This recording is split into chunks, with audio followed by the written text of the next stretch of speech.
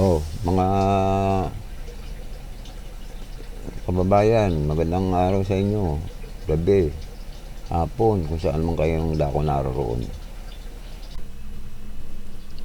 Alam nyo ba mga kababayan, itong dalawang senador na to, si Marcoleta at saka si Bongo, ha? Yung panayan labas nila sa social media, ha?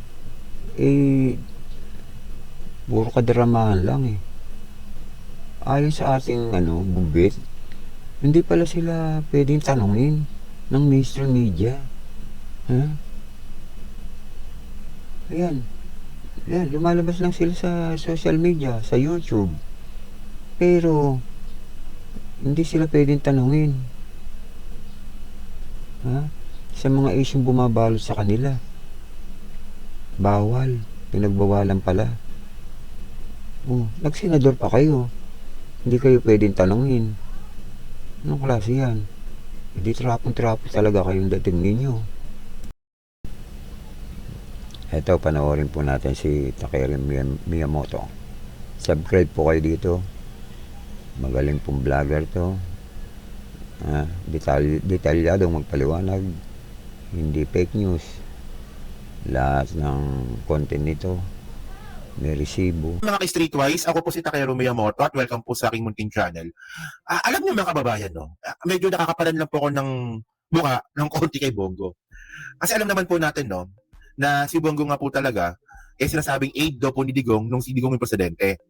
Hanggang si Bongo nga po naging senador, malaki pa rin po ang impluwensya ni Bongo kay dating presidente Duterte. Ngayon, ang kailangan malaman natin dito, malinaw na po talaga na nagsimula po yung nakawan sa flood control noong 2019. At tandaan po natin na hindi po mangyayari yung nakawan po sa flood control kung walang senador na nag-insert ng pondo. Di ba? Ganun yun eh. Di ba malinaw na mga kababayan, di ba? Ghost project po ang nangyari po sa Cebu. Ghost project po yan. Kaya si Bongo mga kababayan, naglilinis-linisan. Puta ka tanong gawin mo dyan, Bongo, kahit na mamigay ka pa ng sangkatutak na noodles at sardinas, hindi mo na may babalik yung mga namatay po dyan dahil po dyan sa sakuna. Na nagsimula noong panahon ni Digong. Alam nyo, ayan ang pangit kay Bongo mga kababayan eh. Masyado niya tayo binubulag sa kalusugan. In the first place, di ba? Sangkot po siya sa patayan. Bukod sa tukhang, ito yung malaking point natin dito. Malay ba natin? Baka ba naman? Si Bongo pala yung gumawa ng insertion dyan po sa Cebu. Kaya nga bida-bida ngayon eh. Proponent, di ba? Proponent ang tawag doon. So, tingnan nyo to Ito matindi to eh. Sandaan na pala may kita. Tama ba? Updated ba to? Grabe yung Cebu oh. Tingnan mo na may tsura ng Cebu, mga kababayan. Dahil po yan sa bulok na flood control. Tingnan nyo naman pati yung mga sasakyan, no? Nagpatong-patong na.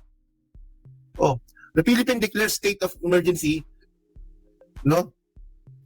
Kaya naman nabalita to. After 100 yung namatay daw.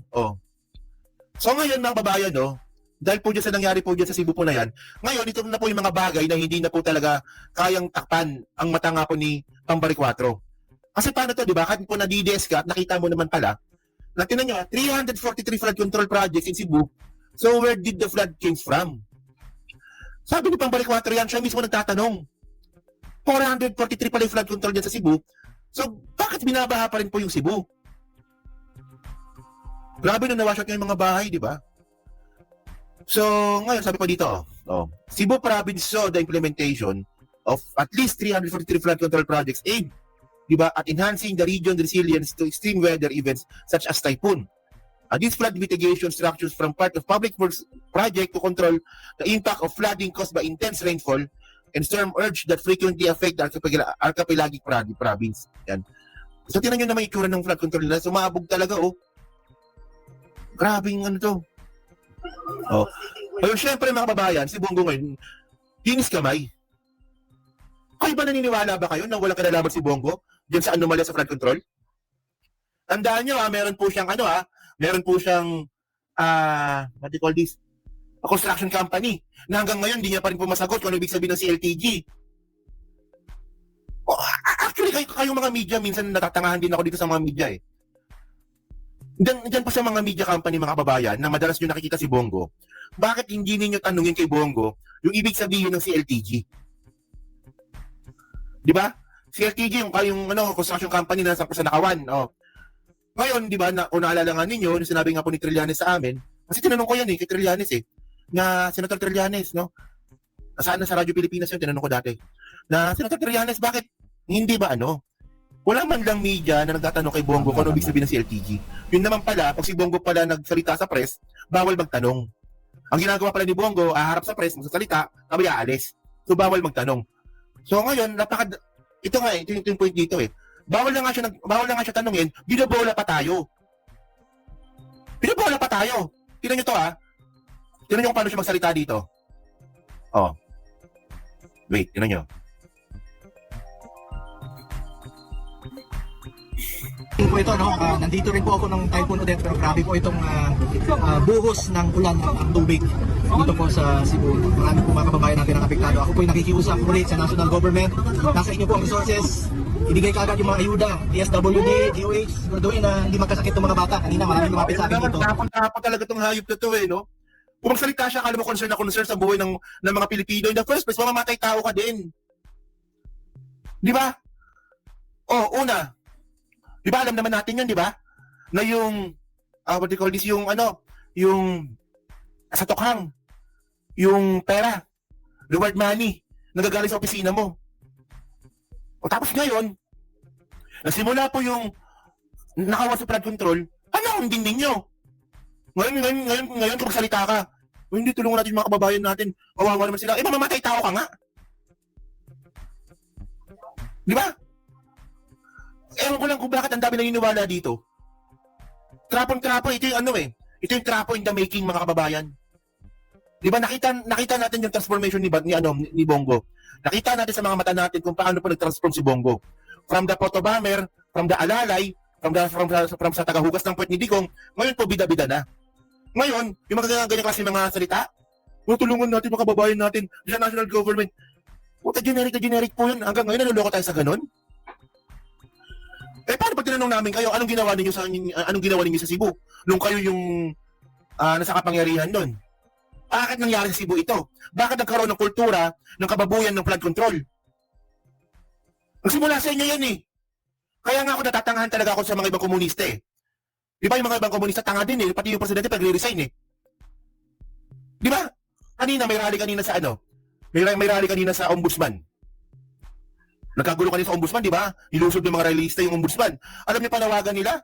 Resign BBM, resign Sara Duterte. Anong kasi katangahan yun? Ayan.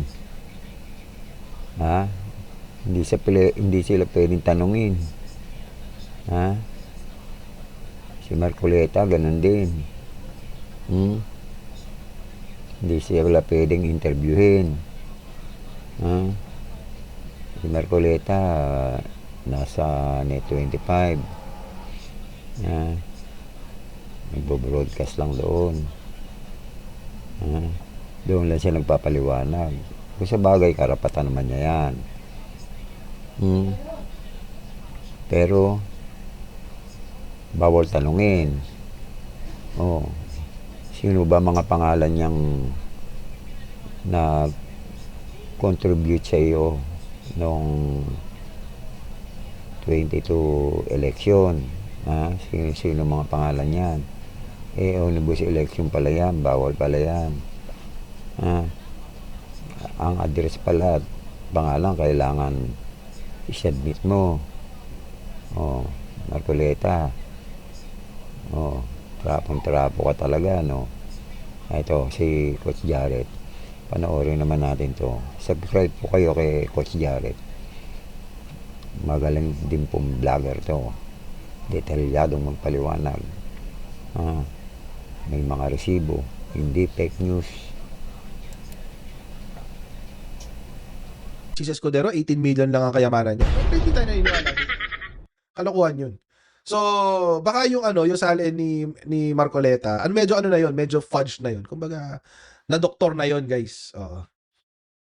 So, it's either marami siyang pera at gumastos siya ng 112 million para sa kanyang kandidatura, or merong mga tumanggap siya ng mga donasyon pero hindi niya pwedeng i-declare, naalala niyo yan? Naalala niyo yan? Binanggit ko yun na nakaraan eh. Binanggit ko yun nakaraan. Either sobrang yaman niya or tumanggap siya ng donasyon pero hindi niya pwedeng i-declare. Hindi niya pwedeng deklara for whatever reason. Ayan, di ba? Ang kutob nga natin dati baka galing sa mga diskaya, galing sa kung saan-saan, etc. etc. Di ba, Miss D? Yeah. So, sinagot na ni Marcoleta yung tanong. At ang kanyang sagot, mga kababayan, it's very, very weird. It's very, very interesting. It's very, very weird. It's very, very interesting. Tama Bakit? naman. I'll let you do the ano. Kayo na lang ang humusga. Yun na lang ang masasabi ko. Okay, kayo na lang ang humusga. Pakinggan nyo yung kanyang palusot. Tapos, tingnan nyo kung lilipad sa inyo, ha? Okay? Viral na. So isang paraan na naman yun, binabanggit natin kanina, na lahat hahanapan ka ng Lahat butas. na ng butas. Kasi nga, inisa-isa natin mula kay Gutesa, sa Diskaya, hanggang sa kasalukuyan, may bagong nilalabas yung ipinasa ninyo na SALN at yung comparison sa SOSE. Ang sabi nila ay, paano nagkaroon ng expenditure na ganito kataas, gayon ang kanyang asset ay mas maliit. Sen, paano bang nangyari? Okay, parang nakita ko rin sa social media. Alam mo, ang nangyari, kaya pala masyadong masigasig yung bilyonaryo. Meron silang reporter, siguro ang tawag doon. Ano? Aha. Nagte-text sa akin kung pwedeng ma-interview nga, tungkol nga sa SALN, ganito, nakita po namin yung SOSE. Gusto ko sana Ang problema, pinilit kong pumunta doon sa hearing namin sa Energy. May hearing. Importante sa akin yun. Pagkatapos, very persistent siya So sir, sabi niya, maski ilang pangungusap lang, kasi po, i-air po namin ito tonight para man marinig ang panig nyo. So, hindi naman ako makalabas ng ganun kagad, ano? So, hindi ako nakasagot. Yes. Total, maaaring siguro matik up naman natin sa araw na ito. Pinili ko na lang na sa araw na ito, siguro sagutin na lang natin. Ano? So, paano mangyayari ka?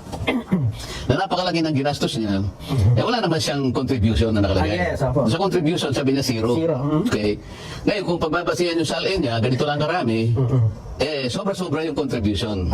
Yung expenditure. Di ba? Hindi, wala siyang expenditure niya, 100 something million, 112. Samantalang ang ano niya, nasa 52M. Yes. Di ba? May sinasabi ka kanina, excited. Ano sabi mo kanina? Ito na. Ito na. 3 points na ito. Laglag na kayo rito. Okay. Paano ba naman ipapaliwanag yun? Dokumento yan, Sen. Kaya At nagsalita pa dito, parang investigahan ng ombudsman ito. Sabi. Ganito napakasimple. Actually, nakakatawa talaga sabihin na iimbestigahan ng ombudsman yan. Kasi, it is not in the jurisdiction of the ombudsman. Wala talaga sa jurisdiction ng ombudsman yan. Nasa jurisdiction niya ng COMELEC. Pero nakakatawa lang mga kababayan na hindi siya sumagot sa bilyonaryo. Di ba? Ang panusot niya kasi nasa hearing siya. Well, una-una, naka-break ang Senado. Hindi ko alam kung may hearing. Ito may umattend siya ng hearing for whatever. Or, I don't know. Mali ba natin kung nagpapalusot lang siya? Naka-break ang Senado. Bukas sila sa Monday pa. Although occasionally, may mga nag-hearing. For example, si Kiko Pangilinan nag-hearing at one time. Si Bam Aquino, parang twice siya nag-hearing doon sa blockchain, etc. etc. Pero parang hindi ko alam yung sa energy na yan. Yung hearing na yan sa energy. So, hindi ko lang alam. Pero kasi isang linggo ng bakasyon ng yung Senado. Actually, magto 2 weeks na ang bakasyon ng Senado. Sarap na ng buhay nila. Di ba?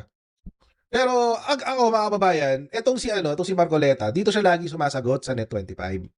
Comfort zone niya yan kasi diyan hindi siya kokontrahin diyan. Hindi siya tatanungin, hindi siya uusisain. Kaya happy siya diyan.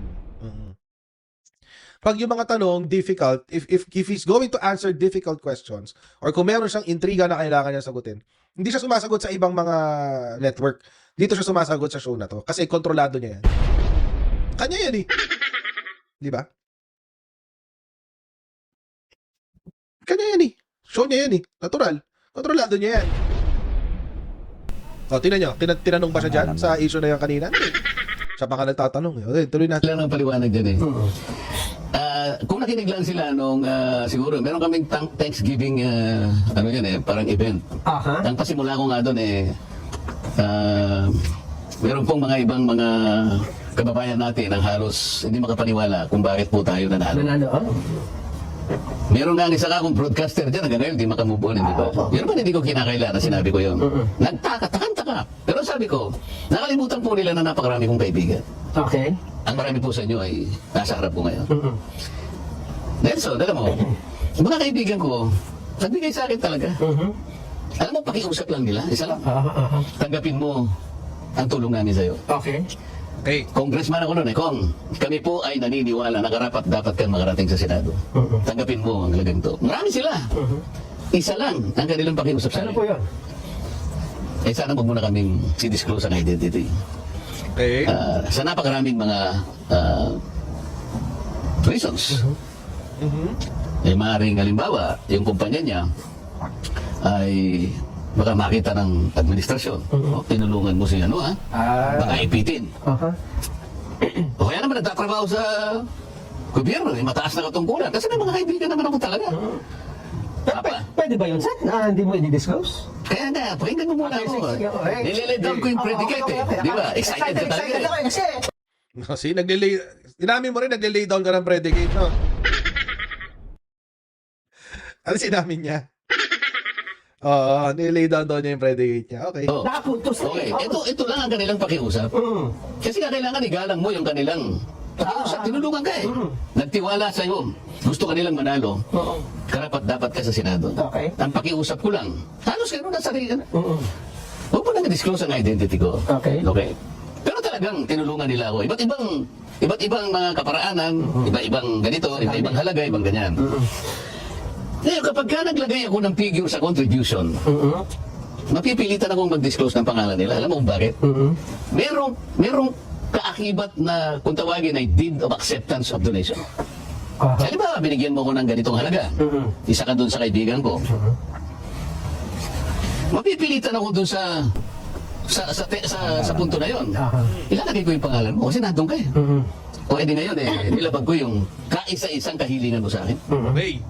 Tama? Oo. Okay. Nagagalit ako. Ngayon, ang sabi nila sa akin, paano yung ako? Contribution to eh.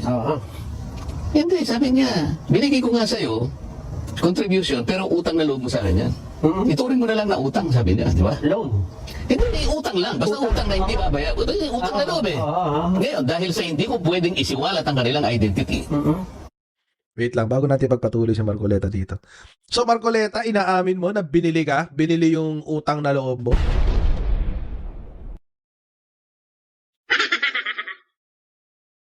Binili ka? Utang na loob daw.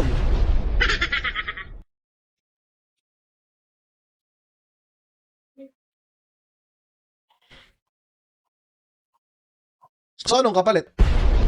Alam nyo, mga kababayan, lahat ng utang, binabayaran.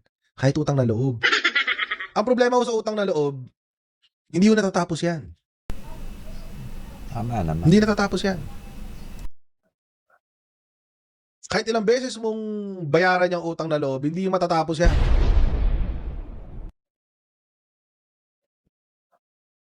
Low bender pala si Marco, sabi hindi afterthought. Oh, low bender nga. Oh. Actually, hindi. Low breaker siya. Mamaya apay-tasin ko bakit. Tuloy natin. kaya sinabi ko zero yung contribution. Na mapipilitan ako ngayon na gawing zero yun.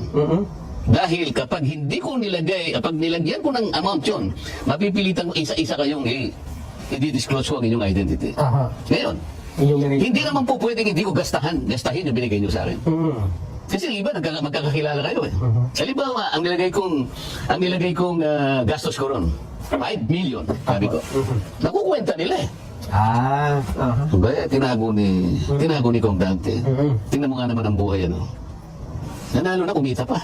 Sayo ko naman yun. Kasi pinagtiwala nila sa akin. At saka Kailangan gastahin ko yun. Kailangan talagang spend. Hindi pwedeng hindi ko gastahin sapagkat binigay nila sa akin. Sapagkat gusto nilang manalo ako. May tiwala sila sa akin. Pinagtiwalaan nila ako. Meron mong batas, Nelson? Na magsasabi, pipilitin ko silang i-disclose. Bigyan mo ako ng batas. Sige. Ayaw mong sumagot. Yung pagpapail ng sauce, Sen. Oo, ano? Kailangan ilagay mo doon kung may contribution ka o wala. Pinapanatili nga nilang huwag nabunyag ang identity. Yun ang pinanindigan ko. Oh, ba't mo tinanggap? So, he just admitted na tumanggap siya ng pera for his campaign pero hindi niya isinulat sa kanyang sose. Ang argumento niya, kasi pinoprotektahan ko yung mga kaibigan ko. Tanga ka ba? Tapos nagtanong siya, meron bang batas na nagsasabi na kailangan isulat ko ang mga pangalan nila? Attorney Marcoleta, baka nakakalimutan mo ang Omnibus Election Code. Attorney. Lasya. Baka nakakalimutan niya ang Omnibus Election Code.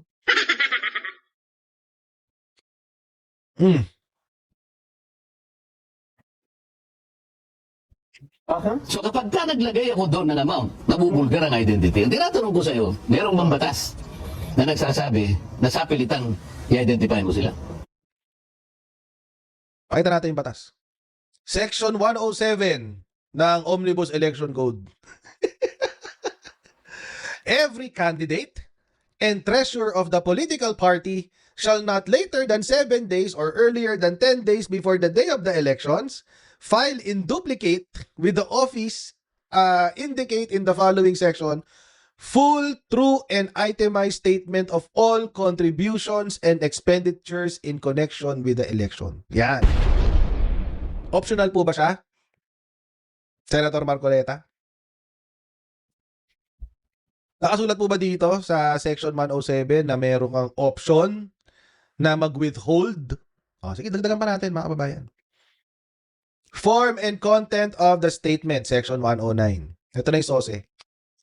The statement shall be in writing, subscribed and sworn to by the candidate or by the treasurer of the party. Ibig sabihin, notarized.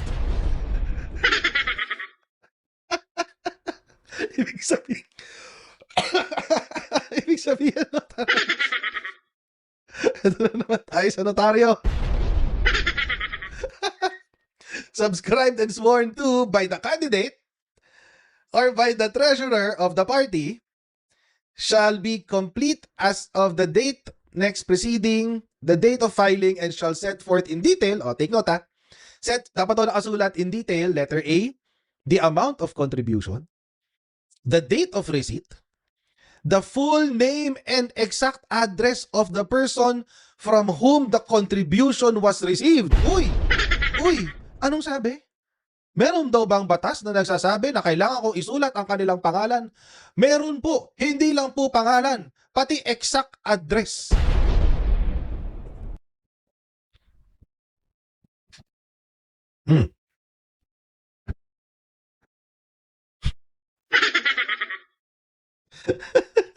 So,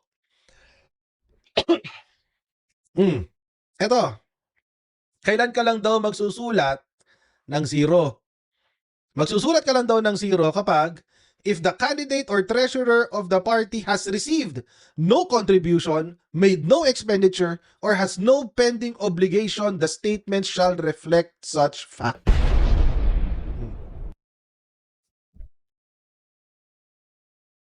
Hindi, ito pa, ang dami niya, no? Pati sa expenditure nga, meron eh, Sa expenditure, meron. Unpaid obligations, kanino daw pinagkakautangan, meron din. Other particulars. Ito yung sa pag-receive ng contribution, ayan, nakasulat to.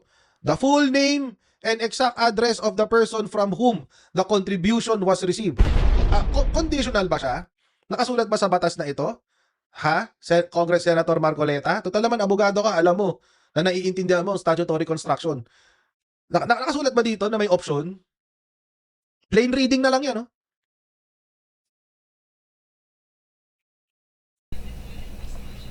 Ayan, Marcoleta. Yung nagsasalita na yan, si Coach Jared, nagpaliwanag na yan, Mabuti pa sa iyo yung hindi abogado.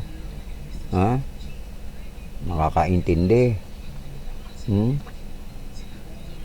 Na ikaw halatain ka namang tinatanga mo yung mamamayang Pilipino Panibago na naman panlilin lang yan yung ginagawa mo Kaya pala ayaw niyong matanong ng mga mainstream media Dahil dyan, hindi nyo kayang ipaliwanag yan. Oh, nagsenador pa kayo. Ha? Di ba? Ayaw yung matanong.